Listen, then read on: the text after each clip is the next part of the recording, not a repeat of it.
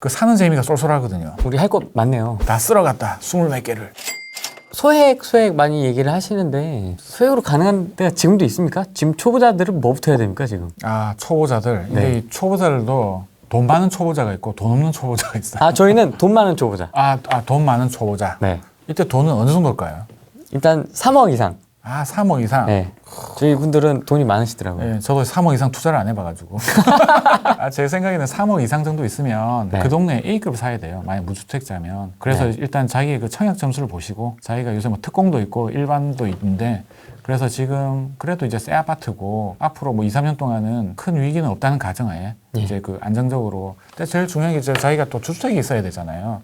그런 상황인데 일단 그 자기가 점수가 되고 뭐 특공이라는 일을 통해서 가능성이 높아. 그런 분들은 그냥 짜잘한 하지 마시고 좋은 거 하나 딱 선점하는 게 되게 중요해요.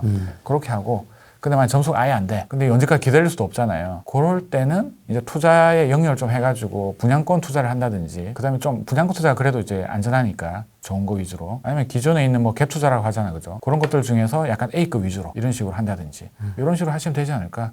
3억이면 할 게 되게 많은데 지금 말씀하신 건 비조정 지역을 말씀하시는 거죠? 그 금액으로 굳이 비조정할 필요는 없어요.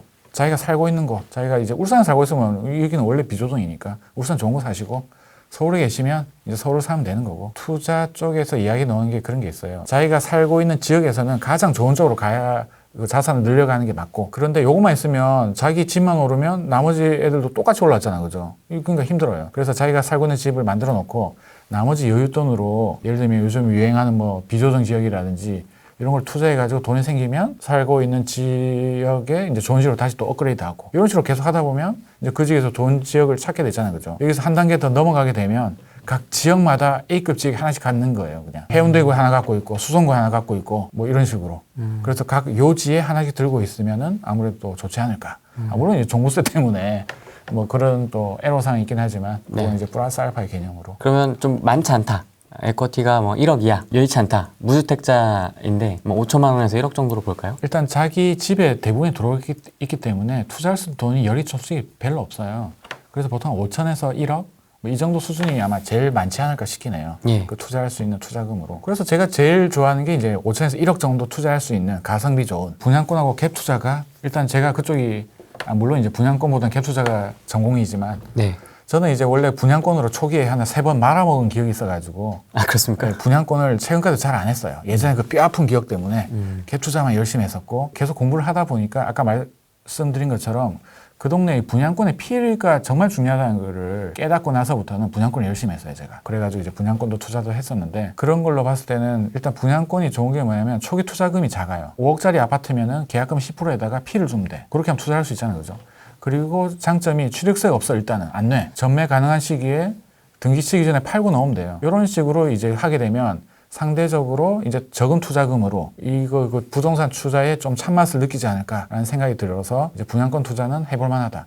근데 분양권 투자의 이제 그 단점이 뭐냐면 입주할 때까지 만약 이걸 전매를 못하고 실제 입주를 하게 되면 지금까지 그 해당 입주 시기에 엄청나게 많은 물량이 나오는 거잖아요. 그래서 제가 원래 그 통계 이쪽을 좋아했기 때문에 입주 물량이 많은 데는 피해라. 그렇기 때문에 이제 분양권 어떻게 보면 안 맞은 거예요, 그게. 그 통계적으로 봤을 때 이제 물량이 많은 곳은 원래 투자하면 안 된다고 저는 이제 생각을 했기 때문에 그 전에 놓든지 아니면 그 분양권 물건 자체에 대해서 별로 안 좋아했죠. 아까 아픈 기억 때문에. 하지만 아까 말씀하신 이제 그 전매 제한이 없고 전매 가능한 이런 지역 같은 경우에서는 또 입지 좋고 이런 거는 적당한 이제 세금 내고 이렇게 이제 하게 되면 또 짧게 이렇게 좀 자기 투자 수익을 많이 늘려갈 수가 있거든요. 그래서 최근에 보면 제 주변에 보면 30대 빠리빠리한 분들이 이런 정보들 되게 잘 갖고 있어요. 그래서 이제 분양권 투자로 그 수익을 써서 상당히 많이 내더라고요, 보니까. 그래서 자기가 좀 뭔가 좀 활발하고 엉덩이 무거운 것보다는 이게 어떻게 보면 정보 캐시를 되게 잘하고 이 투자 공유 이런 것도 잘하신 분들은 이제 분양권 정도, 이 분양권 투자를 하시면 되게 잘할 것 같다. 상대로 돈이 적게 드니까. 거기다가 또 이제 만약에 분양권이 싫다 그러면은 이제 갭 투자잖아요, 그죠? 전세 끼고 사는 거. 네. 물론 이것도 요새 그 임대차법 이런 리스크도 있고 옛날보다는 환경이 녹록지 않아요. 하지만 확실히 좋은 거는 전세가가 상당히 올라갔다. 그러면서 전세가는 그대로인데 원래 매매가가 높아가지고 투자금이 많아가지고 되게 힘들었는데 요즘에는 전세가 올라가는 게 장난이 아니잖아요, 그죠? 그 전세 심리를 또 알 수 있는 수급지수라는 게 또 있어요. 전세 수급지수. 걔가 보면 원래 만점이 200점인데 지금 거의 190 정도까지 올라왔어요. 맞습니다. 지금 상당히 전세 수급이 불안하다. 그 말은 전세가 상당히 많이 올라오는 상황이다. 원래 투자금이 지금 상당히 많이 줄었어요. 그러면서 이제 그 투자금 자체가 5천에서 1억에 해당하는 것들이 물론 이제 수도권 이런 데는 좀 힘들지만은 비조정 지역에 나름 괜찮은 지역들 이런 지역들은 아직까지 많이 남아 있다.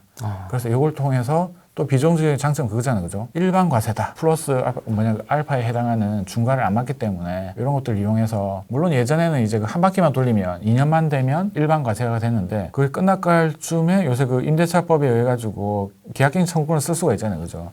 그렇기 때문에 한 바퀴를 더 돌릴 수가 있어. 그래서 요새 그런 걱정들을 많이 하시잖아요. 근데 왜 또 분위기가 바뀐 게 뭐냐면 그래서 투자를 하면 안 되겠다 싶었는데 네. 핫한 지역이면 이걸 또 막 끼고 사 그거 상관없이. 그래서 계약갱신 청구랑 상관없이 우리가 중요한 거는 앞으로 이제 뜰만한 지역, 좋아질 만한 지역들을 찾는 게 중요하지 않을까. 그런 거 봤을 때 제가 봤을 때 5천에서 1억 정도 투자금 있으신 분들은 분양권하고 갭 투자는 여전히 할 게 많다라고 이제 말씀드리고 싶습니다. 아직 우리 할 거 많네요. 네, 많아요. 아직 우리가 못 찾을 뿐. 아직 손 놓고 뭐 이렇게 좌절할 때가 아니군요. 맞아요. 절대 그렇게 하시면 안 돼요. 왜냐하면 이게 정말 할 거 없다고 몇 개월 동안 손 놓으신 분이 있어요. 이렇게 시장에 떠나 있는. 그렇죠. 그렇게 됐는데 지금 딱 갑자기 또 분위기가 장난 아니잖아요. 그러면서 또 후회하시는 분이 계시더라고요, 실제로. 그런 상황이 있기 때문에 절대 이 밭을 떠나서는 안 돼요. 이 밭을 떠나게 되면 그 흐름을 놓치게 되면 그 간극을 극복하기가 쉽지가 않거든요. 예를 들어 수업을 안 듣거나 이런다 하더라도 항상 부동산 뭐 카페나 뭐 밴드 많잖아, 그죠? 그래도 항상 관심을 가지시고 지금 어떻게 이제 변화가 일어나고 있는지 요새 뭐 유튜브 강의도 많으니까 그런 거 보시고 흐름을 계속적으로 유지하는 게 좋다. 특히나 지금이야 뭐 그런 거 없죠. 예전에 보면 부동산 경기가 상당히 안 좋을 때 그게 나왔어요. 다주택자의 그 물건을 사게 되면 5년 동안 비과세. 이게 상당히 중요한 거거든요. 예전에 그런 것도 있었어요. 예전에 그 하우스푸어가 문제가 된 적이 있었어요. 맞습니다. 집이 안 팔려. 그럴 때는 그 매도자의 집이 한 개에 있는 집을 사게 되면 이 사는 사람이 뭐 서울 집 100개 있어도 상관없어요. 매도자가 집이 한 개짜리야. 그걸 사게 되면 5년 동안 비과세야. 그런 게 있었거든요. 지금으로서 상상도 할 수 없잖아요, 그죠? 그 같은 불경기 때 그런 게 나와요. 그런 걸 알려면은 우리가 외부에 있으면 몰라. 내부자들이 돼야 되잖아요. 그리고 부동산 투자의 세계에 있어야 돼요. 그리고 또 거꾸로 지금 같은 경우는 규제가 워낙 많은 상황에서 지금 이제 일부 지역, 수도권 일부 지역은 이제 규제가 해제되려고 하고 있잖아요. 그리고 핫한 또 이 부산이라든지 이런 데는 또 다시 규제를 넣으려고 하고 있고. 근데 우리 이 바다에 없으면 그걸 잘 모르잖아, 그죠? 그래서 항상 요쪽에 있으면서 그런 걸 좀 관심을 가지게 되면 생각도 못한 투자 방향이나 수익이 나올 수 있기 때문에 항상 관심을 기울이는 게 중요한 게 아닌가라는 생각이 듭니다. 그 양도세 50% 내더라도 남는 게 50%잖아요. 어디 가서 50%를 먹어요? 그렇게 생각하시고 네. 그리고 중도금 두 건 있잖아요. 그게 세대당이잖아요, 그죠? 네. 그걸 이제 요새 명의가 상당히 중요하긴 한데 그런 거 찾으시면 되고. 명의는 어떻게 관리하세요? 아, 명의요? 네.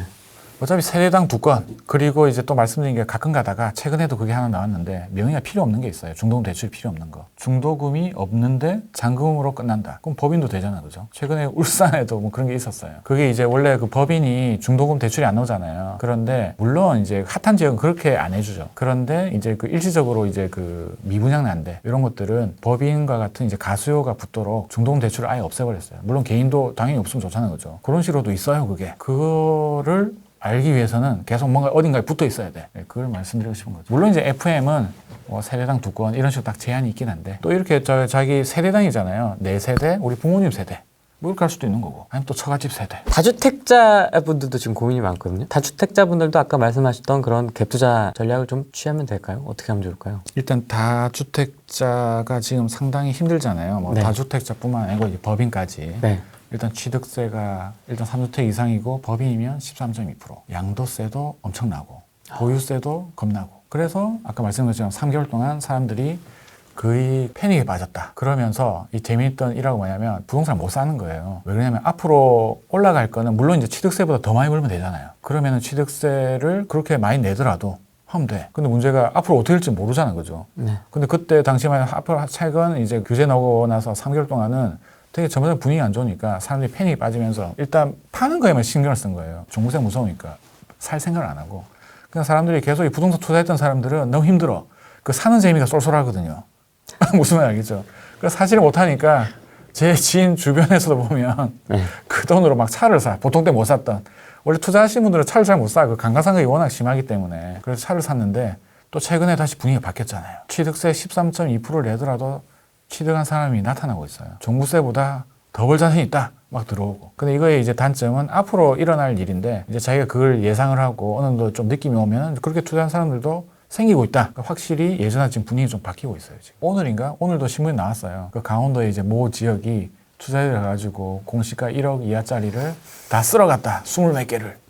이런 거 자꾸 뉴스에 넣으면 안 되는데. 그렇게 되면 이제 또 그런 거 혜택도 사라질 수 있으니까. 네. 근데 어떻게 보면 좋은 게 뭐냐면 지금까지 되게 힘들었잖아요. 그런 아파트들이. 그런데 이런 것들이 이제 다시 상승하고 있으니까 그것 때문에 힘들어했던 그 매도자분들은 또 어떻게 보면 좋을 수가 있는 거고, 그죠? 그래서 지금 이제 정부의 정책에 의해서 맨 처음 서울 올랐다가 서울 묶으니까 경기도 오르고 경기도까지 묶으니까 인천 오르고 인천 묶으니까 다시 지방 가고 전국이 다 오르고 있는 상황이다.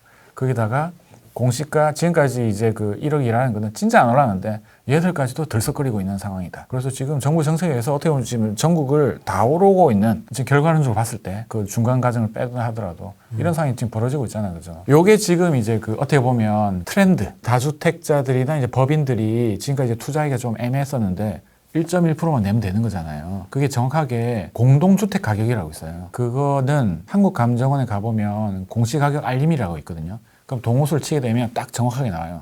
모든 걸 다 할 수는 없으니까 대략적으로 공시가는 원래 시세의 한 60, 70%라고 했잖아요. 그죠? 그래서 1억 4, 5천 정도까지는 공시 가격이 공시지가 말고 공동주택 가격을 공주가라고 하거든요. 그게 한 1억 정도 이하 되면 아까 말씀드렸다시피 1.1% 낼 수가 있다. 그런데 얘가 이제 그 정비구역 지정이 되면은 이거는 이제 약간 그 투자, 투기 이쪽으로 생각하기 때문에 안 해줘요. 그래서 정비구역 대기 지정 전 상태다. 근데 정비구역 대기 지정 전인데 아무것도 생판 소식도 없는 애들을 하게 되면 안 되잖아요. 그죠? 그래서 우리가 보통 보면 1구, 2구, 3구 해가 구역들이 막 정해져 있잖아요. 그죠? 그런 것들은 각 시청이나 구청 이런 데 가보면 뭐 예를 들면 뭐 전주시청 재개발 재건치면은 해당하는 것들이 딱 리스트로 딱 나와 있어요. 이렇게. 그런 걸 딱 보고 무슨 말이겠죠? 계획고시가 있어. 이때 계획고시는 아까 말했어요. 구역이 이런 게 이름 있는 거예요. 그건 단계별이 있잖아요. 그죠? 그러니까 정비구역 지정이 되면 애들이 그 날짜가 적혀져 있어. 뭐 2000년 10월 10일. 요 숫자가 없는 애들 이해가시죠? 요게 어떻게 보면 포인트예요. 일단 요걸로 딱 끌어모아. 얘가 한 5개다. 그러면 이 5개 중에서 제일 속도 빠른 애들 안전진단 통과됐다든지 아니면은 그 동네에 뭐 동의서 받고 있다든지 이런 것들은 자기가 직접 좀 발품을 팔아야 돼요. 손품 발품을. 딱 보면 일단 입지가 좋아 보여. 1.1%짜리인데 그러면 좀 확률이 높잖아요. 그죠? 그리고 얘가 뭔가 좀 속도가 빨라. 이게 겹치면 겹칠수록 향후 좋아질 확률이 높잖아요. 거기다가 투자금까지 적을 확률이 높잖아요. 얘들은. 어차피 가격 자체가 낮으니까. 네. 그래서 사람들이 이걸 좋아하는 것 같아요. 근데 이것도 핫해지면 아마 막힐 거다. 지금까지 느낌상. 이제 신문에도 나오고 했으니까. 예. 네. 하실 분은 빨리 하는 게 낫지 않을까. 근데 이게 리스크는 있어요. 이게 아직 뭐 속도가 되게 늦잖아요. 아직까지. 이제 2단계인데. 이러다가 분위기 안 좋아지면 바로 그냥 꼬꾸라질 거예요. 그 리스크는 항상 손의 양면과 같다. 잘 되면 오르지만 꺾이고 정부에 또 이것까지 규제해버리면 투자하는 사람들도 힘들어질 수가 있다.